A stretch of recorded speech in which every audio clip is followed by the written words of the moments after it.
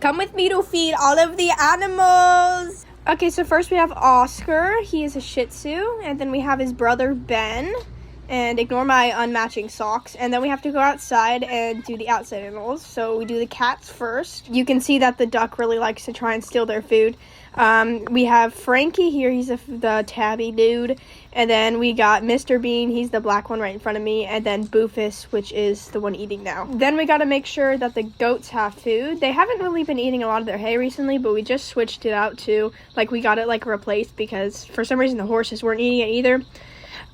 This is Kramer, and then over here this is Merlin, and then this is Gouda. Then we can go ahead and feed Batty. Batty is not pregnant anymore. She had this little tiny thing right here, and we're trying to wean it onto wet food, and then it hissed at me, and I got offended. But then I tried putting like a little bit of wet food on my finger and tried like feeding it to it, but it definitely didn't seem interested. So I just like put it in its mouth and I was like, eat the dang wet food, and it didn't eat it. So we're gonna have to maybe switch out the wet food to something at once. Then we gotta go ahead and feed the ducks, but I have to fend the goats off with a stick because Kamala Harris, the duck, she like doesn't protect her food. So she just lets the goats steal it. Then I gotta check on the baby chickens, make sure they have food. Also, the cat, like, she's still on milk. Like, we're just trying to get her onto some wet food. Then we gotta check on all the other baby chickens and these stupid chickens that don't go into their coop at night.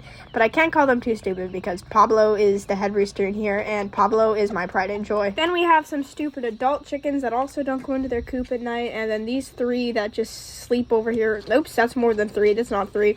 That's Big Bird right there. He's pretty silly. I like him a lot. And then we got to check on all the adults in the big coop and make sure that they have food and water, which they do.